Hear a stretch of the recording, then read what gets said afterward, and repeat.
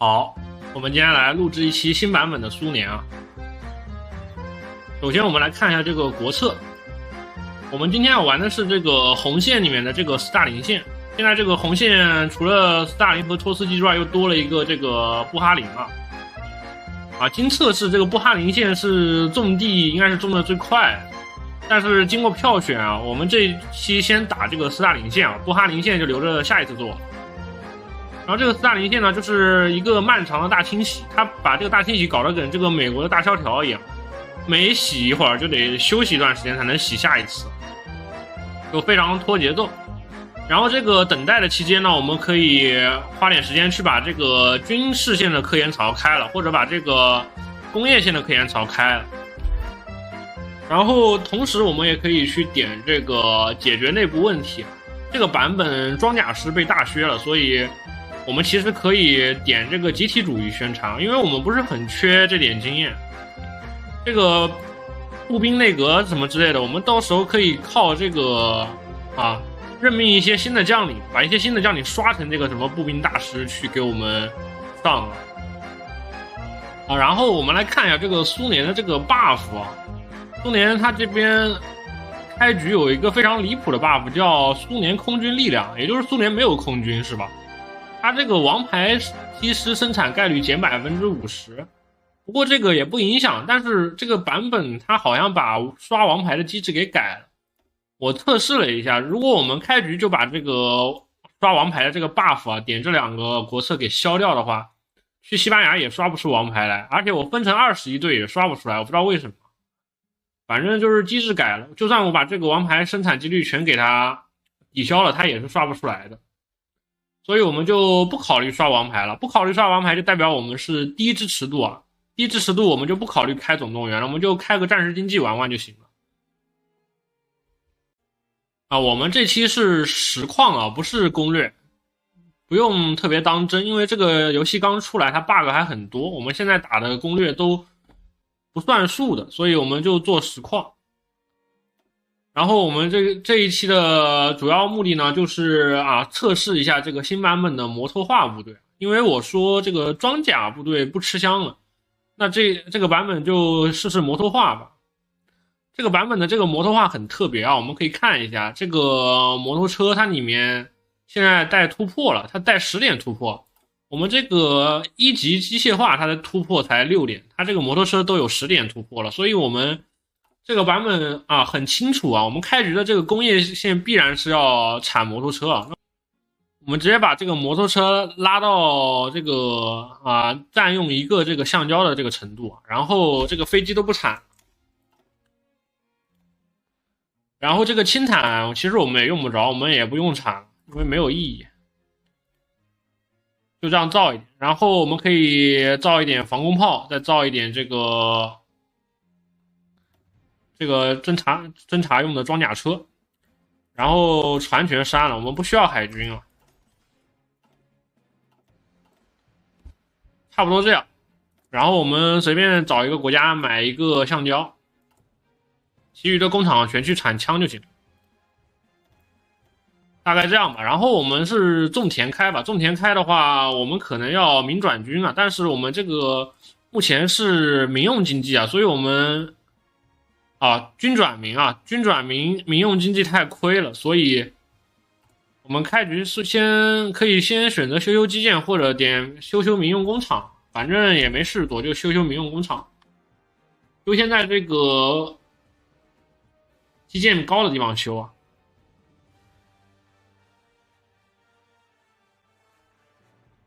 可以看一下这个乌拉尔山后面的这块还是有工业区的。然后我们这个科技的话，我这局既然玩摩托化，但是我们要混一个精盾啊，我们可以选择点这个重坦底盘或者中坦底盘啊。我们开局先研究一个这个电子工程，然后再研究一个生产，然后再去研究一个这个中坦底盘。我们争取到时候抢先研制出这个40年的这个中坦底盘。然后这边国策我们第一个可以选择点这个马列主义的路线问题，也可以选择点这边的这个重工业，重工业给我们加2个厂，那我们不如先点这个重工业了。然后我们把所有这个部队啊给它框一下，然后全拉到中间来，因为全挤在一起的话会缺补给，所以我们就设成这个位数区模式吧，这样的话他们就不会挤在一起了。把这片区域全点满，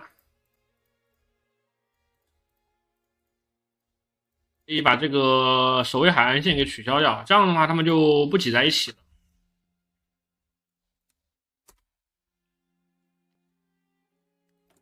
然后这个开局就处理好了。我们可以选择点一个这个间谍啊，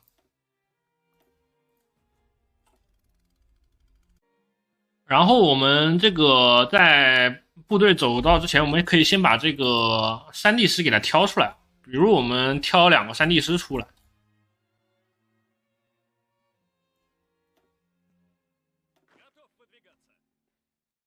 这边我们也可以选择挑这个装甲师出来帮埃塞俄比亚打赢这个内战啊。为了防止意大利杀得太快，我们可以选择先用这个装甲师挑装甲师出来啊，然后我们把这个部队直接发给这个埃塞俄比亚，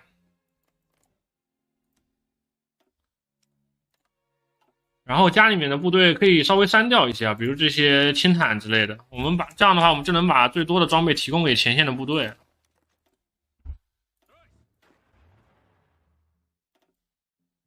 这个骑兵师也全删掉，没有用啊。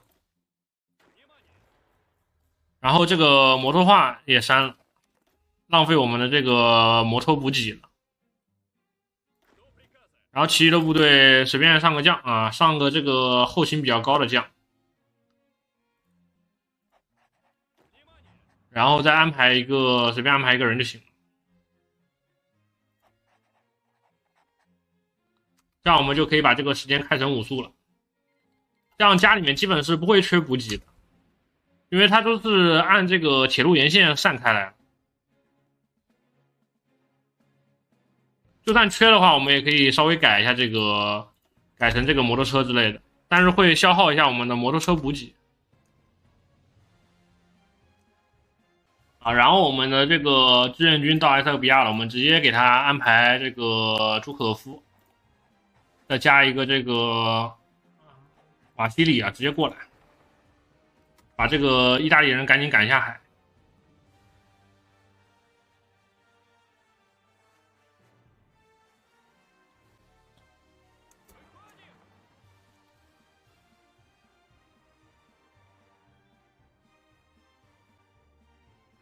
这个版本的话，感觉这个轻坦师没以前那么强了。我们现在再把这个点一下。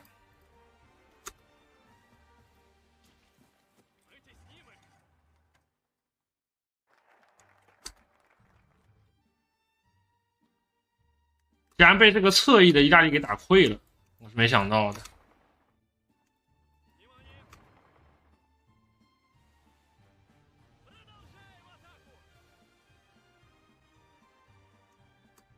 那看来是赶不下去了，因为这个埃塞俄比亚部队都被意大利给包了。再试一下。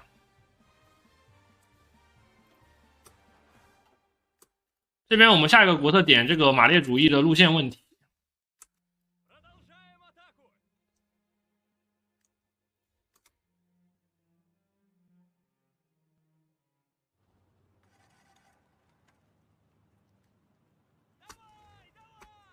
赶不下去，那我们只能退守了呀。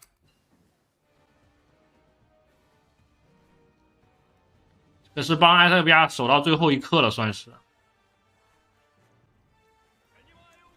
我们这边可以选择把这个部队给删了，还能退一点这个部队回来，没有必要再守下去了，已经。啊，然后我们这边可以选择走这个离散，因为他们说这个版本离散改装备比较快啊，但是我又懒得改装备，所以区别不大。这个我也不太在乎这点产能啊，不用特别在意。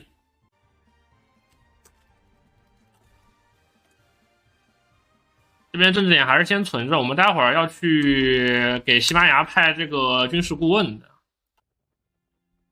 啊，这个关于这个偏执度的问题啊，我的看法是不管它，因为这个点了还扣我政治点，我们还要政治点留着还有用呢。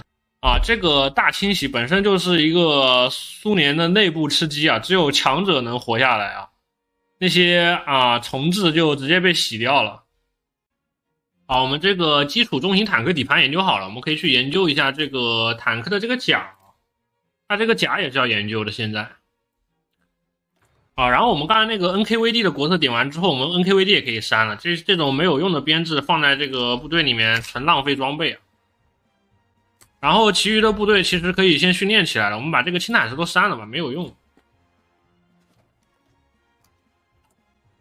让我们这个装备就一下子多了很多啊，就不缺装备了，可以没事可以先训练起来。看个 Shift K 过去，这边是怎么只可以派5？哦，可能是我们那个点快了，所以现在只能派5个了。那没办法，那就派5个吧。然后我们还忘了一件事，就是和这个西班牙改善关系了，导致我们现在应该不能派军事顾问了。我们先改善一下。然后我们这个3地师到了之后啊，立刻上一个将。这个上谁其实无所谓的，我们比较推荐练这个崔可夫啊，因为他是比较好的一个白板，他带一个天才战略家，然后随便再给他安排一个元帅吧。其实安不安排都一样啊，我们直接过去。快递开刷。我们现在要赶紧刷到这个75点经验，因为我们需要开一个军魂。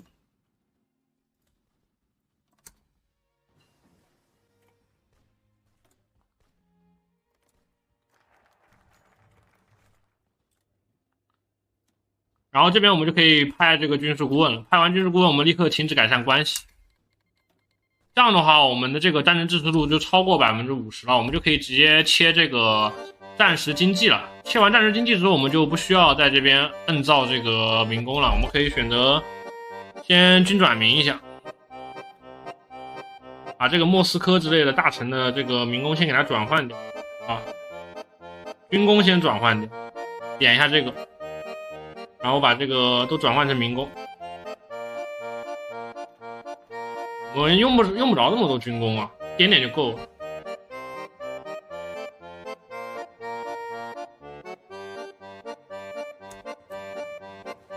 然后接下来的话，这个点的没有用啊，这个我不插这点政治点。我们继续点这个解决内部问题，它是能加这个基础稳定度。然后我们说一下为什么要赶紧刷这个经验啊，因为我们要点这个陆军军魂这个白刃战术，这个点完之后，我们50点经验就可以直接开这个白刃战了。开了之后，我们这个步兵单位设计花费就变成0了，我们就可以设计超大宽度的部队出来刷经验了。所以我们只要赶紧刷齐50点就够了。我们下一个国策离这个托斯基这个还要等70天啊，所以我们可以再点这个集体主义宣传。好，我们现在凑够了这个50点这个陆军经验了，我们赶紧把这个军魂点出来啊，点这个白刃战术。这样的话，我们就可以编这个大宽度的编制。我现在复制一下这个原来的这个部队啊，然后我们疯狂的添步兵就行了。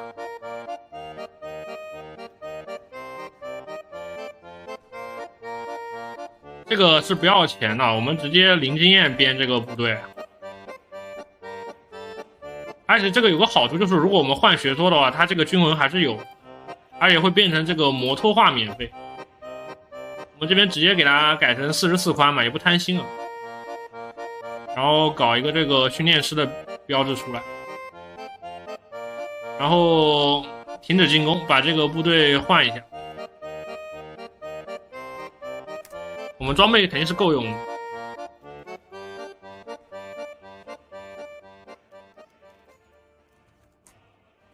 这边会出现一些事情啊，这个无所谓，但是它扣我1年的这个建造速度啊，所以我觉得还是点一个这个拿60点政治点了事吧。它这个偏执度其实与我无关啊，它报什么事情，只要不影响我建设就行。这边我们又存了150点政治点了，我们可以选择改这个自由贸易，加一点建造速度的，也可以选择上一个这个陆军改革，它加一点陆军经验，但是也没加得了多少啊。你看它这个 0.16 每天，我100天才加16点经验，我们这一会儿就刷出来。所以我们先点这个自由贸易。啊，想起来一件事，就是我们之前点完这个国策啊，就是这边有一个这边有一个这个宣传的这个国策啊，点完之后我们会有一个决议栏，这边可以点这个减 5% 的工厂啊，这个比战争债券便宜多了。这样的话，我们基本上就只有 23% 的工厂了。然后我现在感觉我们这个部队有被这个包围的风险，我们赶紧撤出来，撤到港口边上去。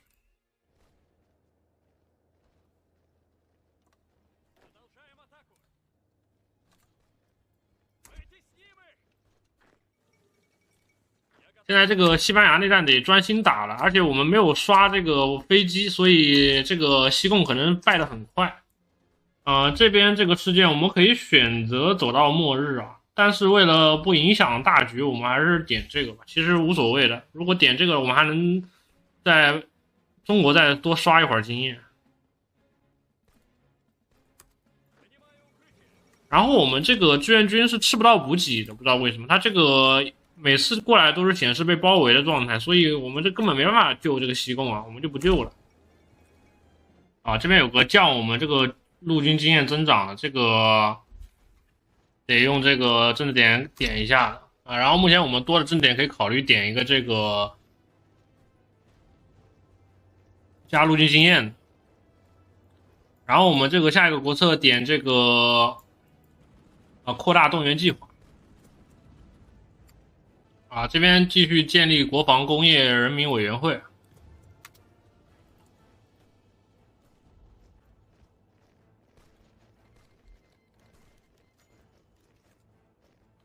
然后这边苏德条约直接送我们这个2倍的这个装甲科技卡，还是挺好。好，这边部队就可以删了，没必要再刷了。好，然后继续移除啊，这些东西对我们没有用，直接移除，又能免费减一下偏执度。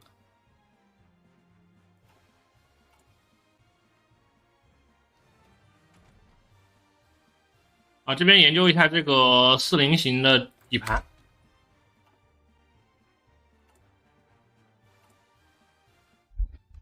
这些人无所谓的，直接移除。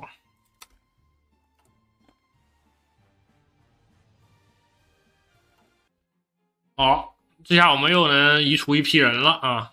一下子又能减50的这个偏执度，然后又出现这个，又可以减，这个没什么用啊，就不管了。我们继续点，可以选择先开科研槽，也可以选择先点这个5年计划。我们现在已经快超过100的民工了。然后我们现在可以先搞一些步兵师，把他们训练起来，比如弄出24个步兵师来，把他们切换成这个之前编的最大的编制。然后开始训练。然后我们现在可以再编一些步兵师进来填线啊，这个填线师大小无所谓的，其实5步也可以啊，我们就编点5步，这样灵活一点。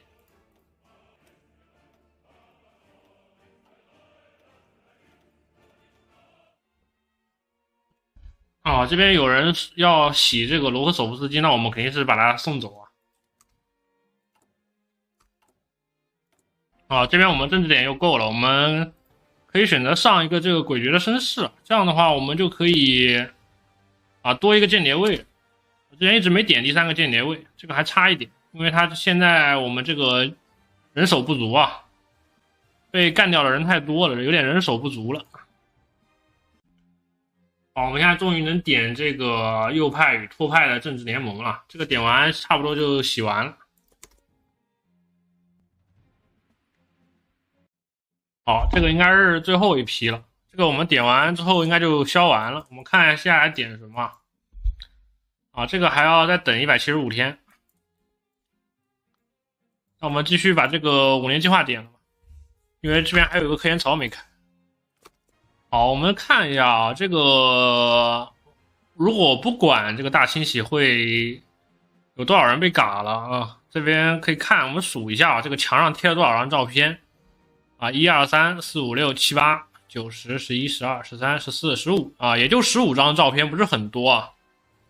我们这边有多的增值点，还可以继续点这个民工。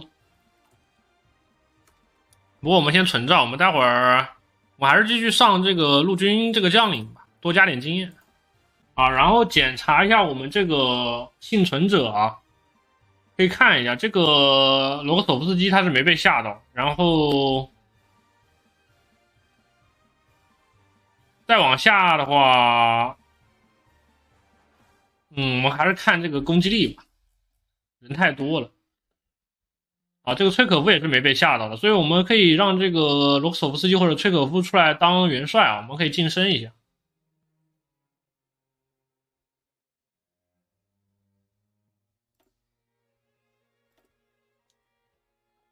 然后其他的人当这个副将就行了。可以看到我们这些比较厉害的将领啊，他们都是没被吓到的，所以这个大清洗对于我来说无伤大雅啊。然后我们这个改进型的这个中型坦克底盘也研究好了，我们可以可以不用再研究了，也可以多研究一下这个甲，这个都无所谓。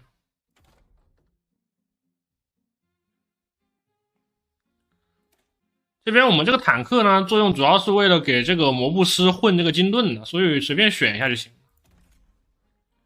我们可以改成这个，可以用重炮，也可以用中炮，这边都一样。我们这个炮还没研究好，所以不着急改这个坦克。而且我们现在也没有工厂去造坦克，我们待会儿就可以开始建这个军工了。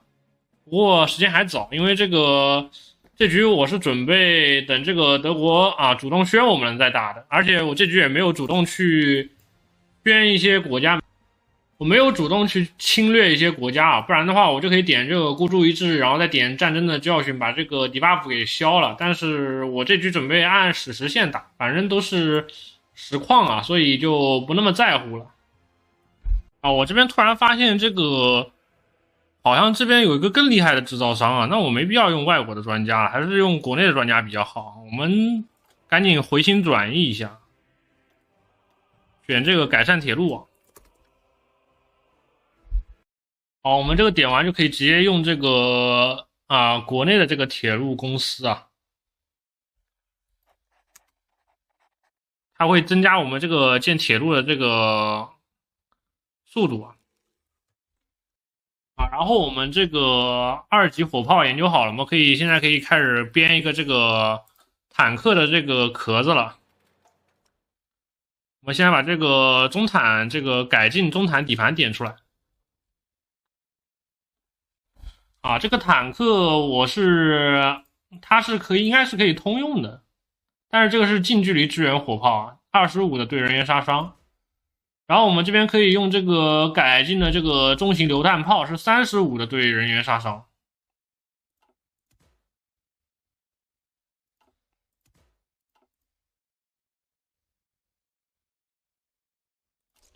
资源我们就不考虑了，因为我们根本不缺啊。然后这边可以选择这个3人炮塔，是加20的突破的。然后这边我们待会儿无线电可以升级一下。这个其余的就用这种易于维护啊，这样可以增大一些这个可靠性。然后我们这个坦克是和这个摩步师在一起的，所以我们可以用这个好一点的马达，但是也不能用太贵的，就用这个汽油发动机。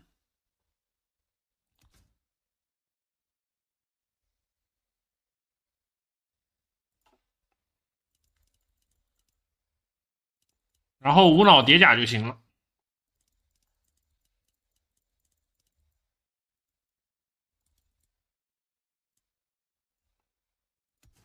这边可以选择上一个悬挂。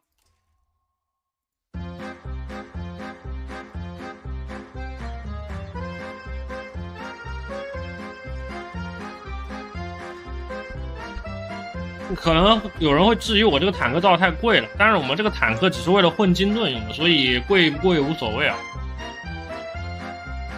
我们坦克就先粗略的设计成这个85甲，然后可靠性稍微高一点，这样也不太容易坏，就弄2个加可靠的。这个坦克也不是特别贵吧，反正甲后就行。然后我们可以给它改成这个自火，也可以直接用中坦，中坦是2宽，自火的话可能就变成3宽了。然后我们就起个名字吧，这个就叫我们就叫 T34-107吧，因为我们用的这个是107毫米的炮。这个要甲有甲，要速度有速度，要软攻要突破都有。然后我们现在开始造这个坦克就行，先把效率拉出来一点。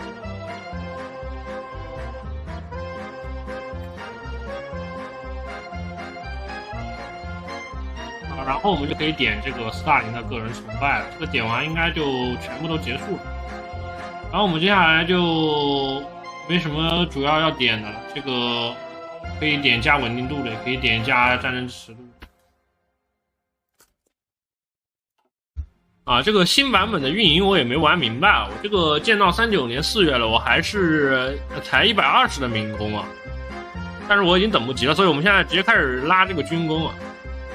然后我们把这个陆军学说换了一下，我把这个人海换成了这个机动作战啊，然后同时我是上了一个这个减我们这个学说花费的理论家，然后我们这个白刃战术嘛，然后会变成这个摩托设备，它会自动变。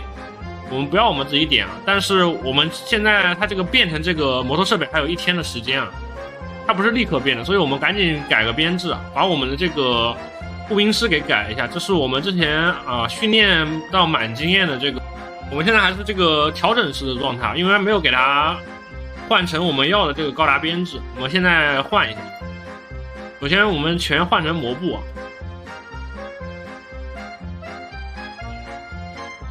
然后这边换成摩托化炮兵，然后我想起来一件事啊，就是我们这个坦克它如果造中型坦克的话，它一个营要50辆，有点太亏了，所以我们还是把这个坦克给它改一下，我们就不造这个中坦了，我们造这个中型自行火炮，因为我们坦克和中型自行火炮提供的这个护甲是一样的，所以我们不如直接去产这个中型自行火炮。我们把这个再复制一份出来，然后给它改成这个火炮单位啊，它直接改名叫苏122了，但是我们这个明明是107的炮，改成叫苏107吧。然后我们开始产这个苏107，然后这边我们还是把我们的这个高达师换一下，目前有24个训练满经验的。然后这边直接放这个中型自行火炮这样就能便宜一点了。我们去掉一个，装甲厚度也有 28.2， 然后这个宽度正好是45宽，够用了。我们再上一个摩托化侦察连嘛，因为这个装甲侦察连它给的这个速度太慢了，我们可以看它这个速度只有9000米很明显不符合我们需求这样我们这个高达师就编好了，我们可以给它换一个比较好看的这个标志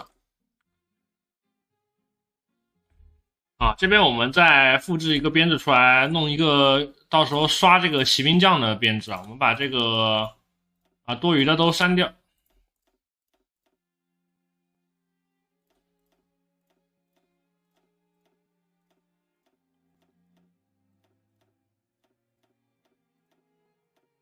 差不多这样就行了。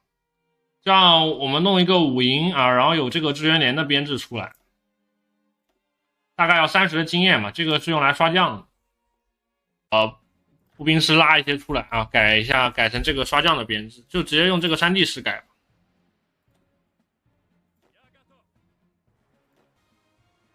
好，我们现在让时间走一下，它这个白刃战术法案就没办法满足了。可以看到我们现在这个军魂已经变成了摩托设备了，这样我们这个战斗经验是有增益的。其他的这个机械化设计也会不需要钱。然后我们这边可以点这些宣传栏了，这边这个加美洲战争支持度还是挺好的。然后这边又是一个捡这个消费品工厂。我们这边在训练一些田线师啊，待会儿打仗的时候可能田线不够用，再训练一点。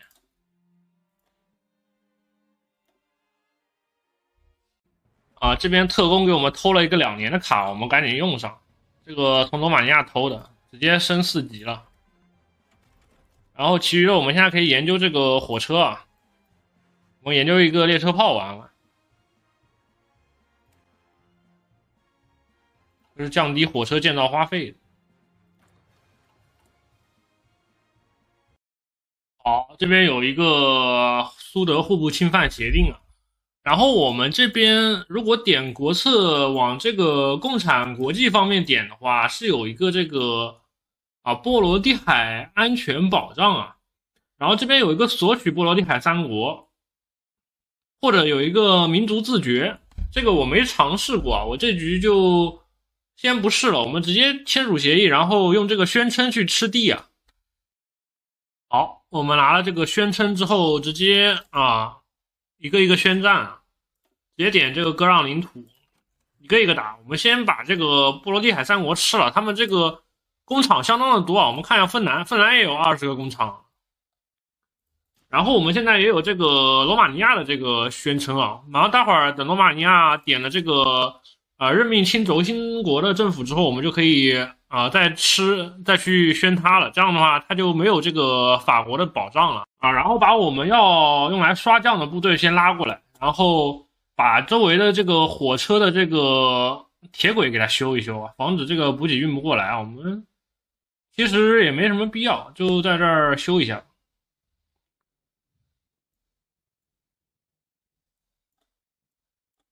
我们直接升级一下铁轨，然后把这个从莫斯科一路过来的这些铁轨也升级一下。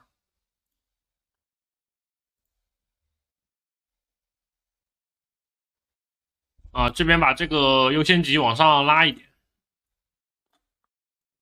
我们看一下这个铁轨升级之后是不是补给就比较充足。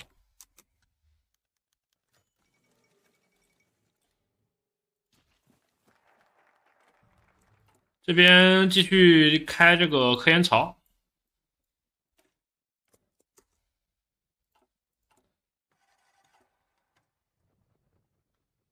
目前还是比较缺补给的，我们把这个将领给它改成这个优先用摩托车来运输，然后把周围都改成摩托车。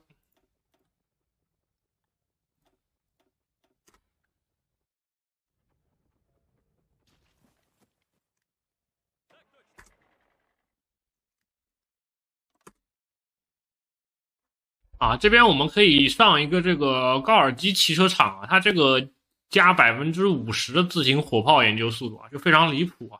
我们这边点一个，我们待会儿可以研究那个自行火炮了。这边我们继续研究这个列车炮啊，我们研究个列车炮完了，这个新出的还没试过。好，我们现在正当化好了这个拉脱维亚，我们直接宣战。然后我们这边再去正当化一下这个罗马尼亚吧，然后我们这边还可以再正当化一下这个北部的这些国家啊，只要135天。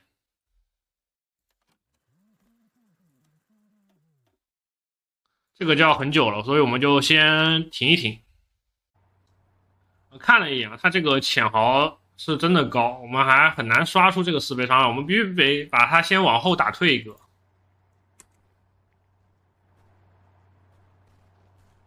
不过我们这个骑兵指挥官刷的还是挺快的，我们考虑给这个部队上点装备吧。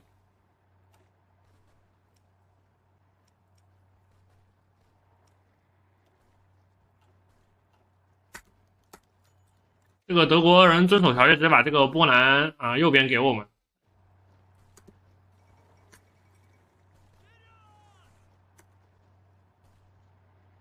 我们赶紧把这个骑兵大师给刷出来。啊，我们这边又偷到一个这个离散型工业啊，我们直接研究。然后这边啊，特工继续给我加大力度。我们可以选择继续去研究这个装甲科技卡啊，或者点这边给自己加一些属性。我们还是先把这个俄罗斯的慈父点出来吧。然后这边这个宣传栏好了，我们又可以再宣传一次。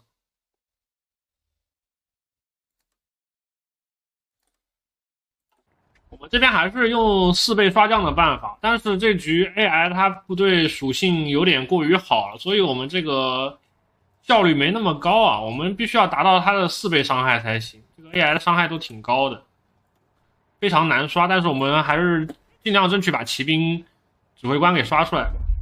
好，我们这个列车炮研究好了，我们开始分点工厂去造一下，看看这是什么新奇玩意。这边我们这个步枪够了，我们拿步枪的厂去造吧。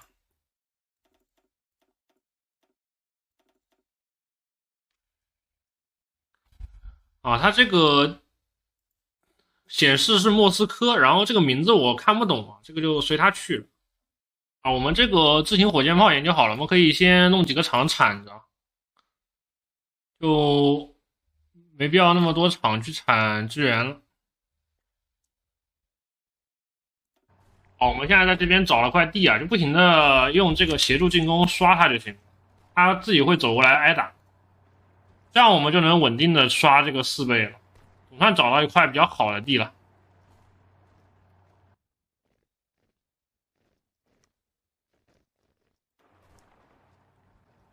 这边我们继续研究这个雷达啊，这个雷达高级雷达可以帮我们把这个坦克强化一下。我们要研究到这个先进的无线电。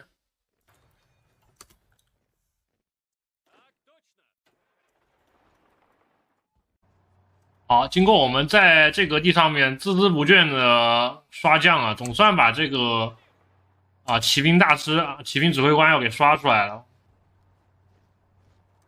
我们现在给这个将领安排一下，他这个骑兵指挥官有了，然后我们在这个然后我才发现这个朱可夫他竟然是人海突击学说的专家那我们就算了。我这边给他点个这个强于适应，点个这个冬季专家就不用了，点个这个协同作战专家再点个巧变专家，然后我们继续换一个人刷这个差不多了，我们换一个没有上过官员的这个将去刷，就让我们这个崔可夫来吧，他这个还没有，但是我推荐还是找等级高的。但是这些等级高的他们都是有自带一个官的，就比较麻烦，那只能找这个崔可夫了呀。不小心把这个拉脱维亚给刷死了，那无所谓了，我们直接获得全部地区，然后继续去刷上面这个爱沙尼亚。我们还是把它逼到一个比较好的这个能合围的角落，然后开刷。可以看到我们这个崔可夫每项数据都已经刷了很多了。我们现在主要还是骑兵军官、骑兵，然后把这个再刷一个地形出来也可以林地游侠然后我们这边有个列车炮已经好了，我们把它开过来试试效果。我们开到这个位置吧，它这个也就这个速度我们先停止一下进攻。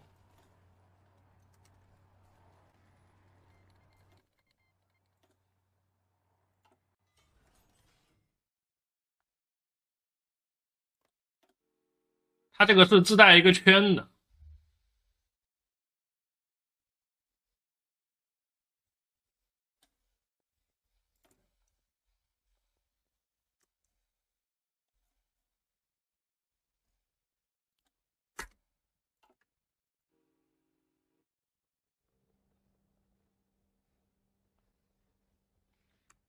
然后我们再进攻一下看有没有列车炮的这个效果它这个上面已经有这个3个子弹的标志了，看一下。啊，铁道炮击伤害减10%啊，也就是削减了他们的这个伤害啊。我们就没其他加成了，好像。不过削减他们伤害的话，更方便我们刷这个将。好，我们现在这个骑兵指挥官就刷出来了，然后我们可以在这边给他选一下。啊，就是这边官员里面可以选骑兵部队，但是我们要的是这个，这个是应该是机械化的、摩托化的，我们要点这个协同作战专家。啊，这样子我们就可以上这个摩托化的这个内阁了。啊，之后我们再在这个内阁里面选择这个瓦西里崔可夫。这样子我们现在停一下，我们再进攻就有效果了。我们把这个还开不过来，因为这个铁道还在修着。现在可以看一下我们这个伤害啊，现在是有国家加成了。好，我们今天就先录到这儿，下一集再讲讲这个芬兰和罗马尼亚。